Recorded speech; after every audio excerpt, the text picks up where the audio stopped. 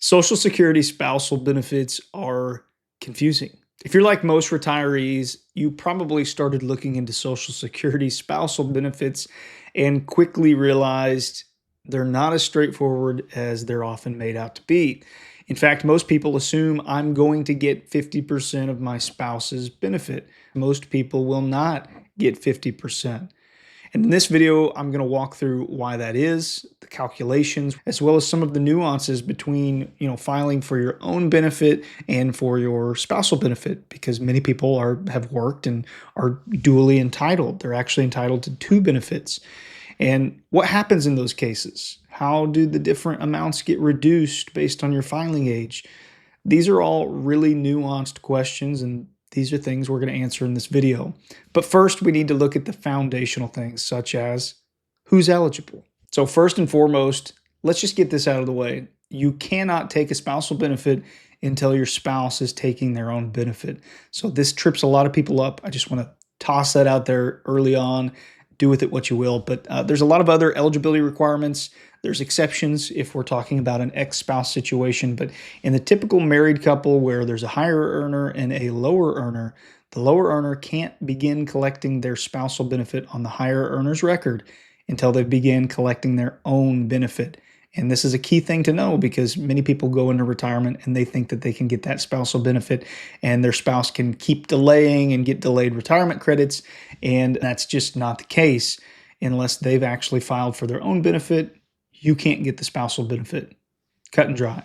All right, so now on to the definitional things. So let's take a look here. These are the actual requirements per the Social Security Administration's Program Operations Manual System. So number one, they must be a spouse. That's pretty straightforward. Number two, you have to actually apply for the benefits. So far, so good. Pretty easy. Number three, not be entitled to a benefit that's equal or higher than the benefit in question. And number four, be age 62. Now, one of the exceptions to being age 62 is that you have a child in common under age 16 and or who's disabled. So on top of those base requirements, you also have to have been married for at least 1 year. Now you'll see on the image on the screen, I've actually shown these are for different types of benefits. Categorically, there are different lengths that you must be married in order to be entitled to them. And so there are exceptions to these, but these are the general rules. So like I said, as with all things, it's not that simple. So the two notable exceptions for the context and purpose of today's video is if you have a common child. So if you have a child in common and you're the natural mother or father, and I don't know exactly what would qualify as an unnatural mother or father, but you don't want to be that.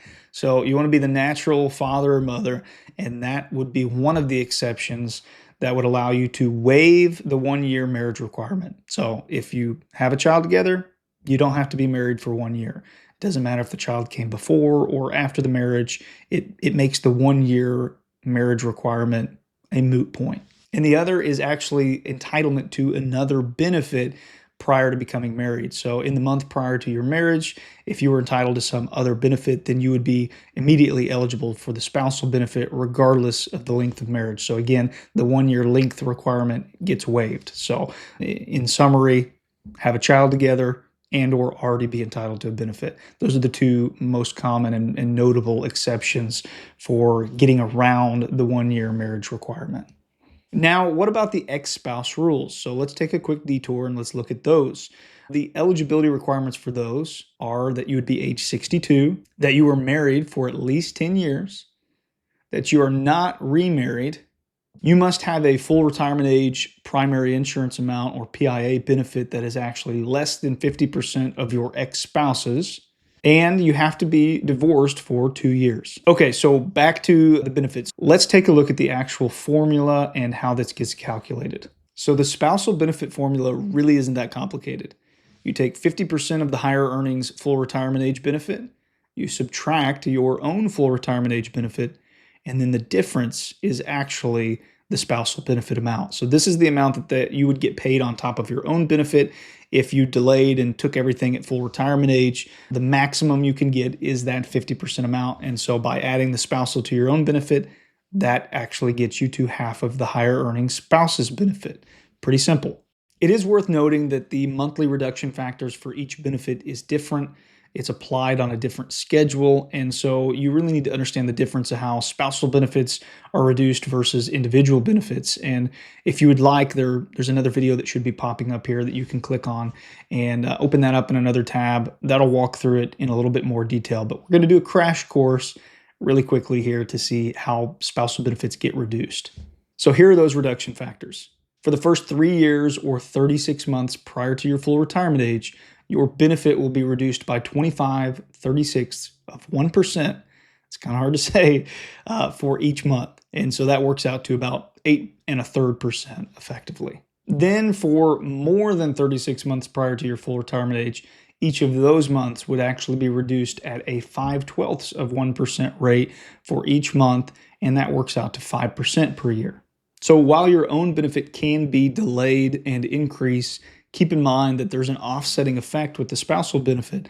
And so what you'll find is that it actually ends up sort of absorbing or soaking up that additional amount that you're getting on your individual benefit, because then your spousal benefit gets reduced.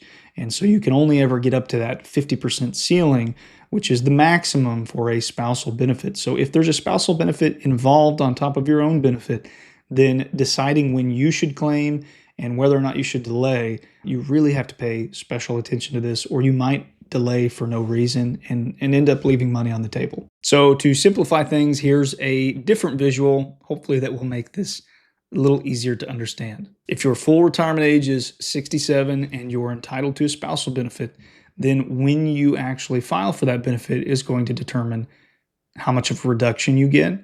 But if you take it after 67, so if you take it at full retirement age or beyond, there's no reduction, but there's also no increase. That's important to know. No delayed retirement credits.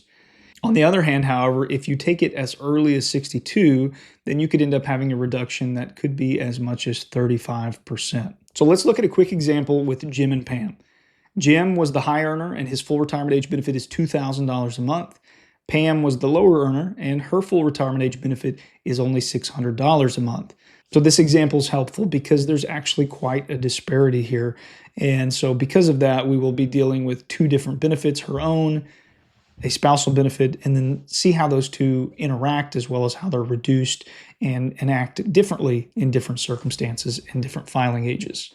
So using the spousal benefit formula that we looked at earlier, which I'll put back up on the screen, we would take half of Jim's benefit, so half of 2,000 is 1,000, and we would subtract her full retirement age benefit, so Pam's is 600, so that's 1,000 minus 600, so we end up with a $400 spousal benefit. So this is the amount that would make her whole at full retirement age, assuming she took her benefit at full retirement age.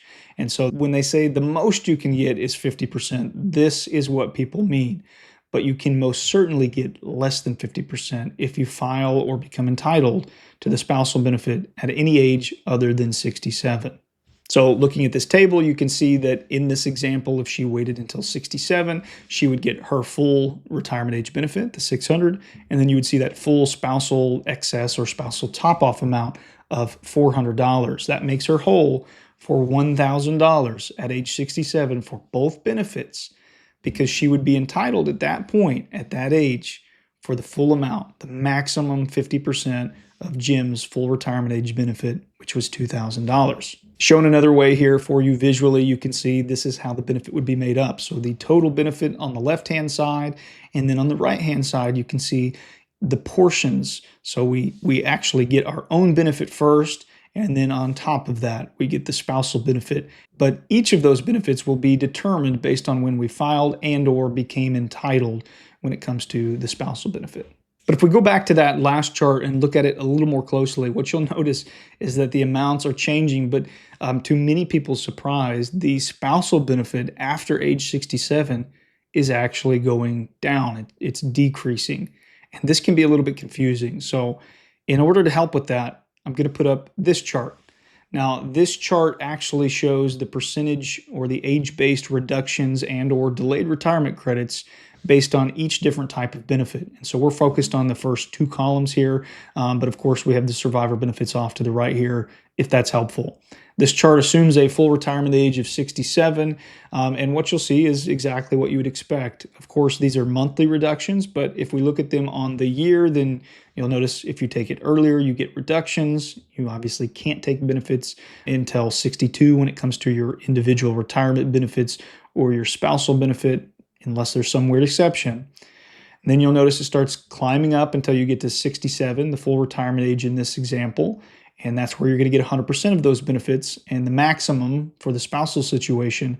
But when you continue going down, the spousal benefit does not increase. It stays at the 100%. You can't get more spousal benefit by waiting because it's topping you off. Remember, it's just trying to get you to half of your spouse's benefit. But your individual benefit can increase. And so we have two different things that are adjusting separately and differently at different rates. And so you have to keep that in mind when you're thinking about this and considering at what age to file. So when you have your own benefit as well as a spousal benefit, then you are considered by the Social Security Administration as duly entitled. And being duly entitled just means things are more confusing. And so you need to understand how these calculations work and how it's going to affect your actual benefit amount. So the table here is what it would look like if you were not entitled to a spousal benefit. You would just get your own benefit. Pretty straightforward.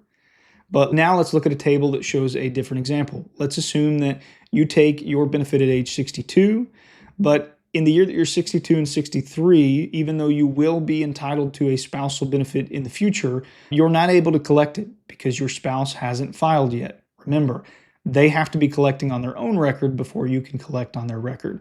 So in the year that you're 62 and 63, you would just get your benefit. But now let's assume he actually takes his benefit in the year that you turn 64. So by doing so, he effectively unlocks, he makes the spousal benefit available to you because he filed on his own record. Now you're able to get your spousal benefit on his record. He has to do it first. Once he does, now you can get yours. And so from the year 64 on, you would actually get your benefit as well as the spousal benefit. But remember, each of these benefits is reduced separately. And so it's important to note that the way that the spousal benefit will be reduced will be based on when you became entitled, which in this case, or this example, was age 64. And so you won't get a reduction on the spousal benefit all the way back to 62, which is when you filed for your own benefit, because you weren't actually entitled until age 64. And so this is where the rubber meets the road on these different calculations, these different reduction factors, and where it's helpful to understand how these benefits interact so that you can actually put together and do a calculation to know, okay, this is the amount I'm actually expected to get and what it's made up of. What are the different components? How much is my benefit? How much will be the spousal benefit? And so on and so forth. Thanks for watching. If you enjoyed this content, please do me a favor and hit like and subscribe. That really helps me and helps the channel so that more people can get access and see the videos. If you have any comments at all, please leave them below. I would be happy to try to answer them. And if nothing else, perhaps it'll be the topic of a future video that I make. I'll also put a link to my Social Security playlist in the description below if you're looking for something to binge watch and probably fall asleep to, if I'm being honest. But hopefully it's helpful. Thanks again for watching. Happy planning.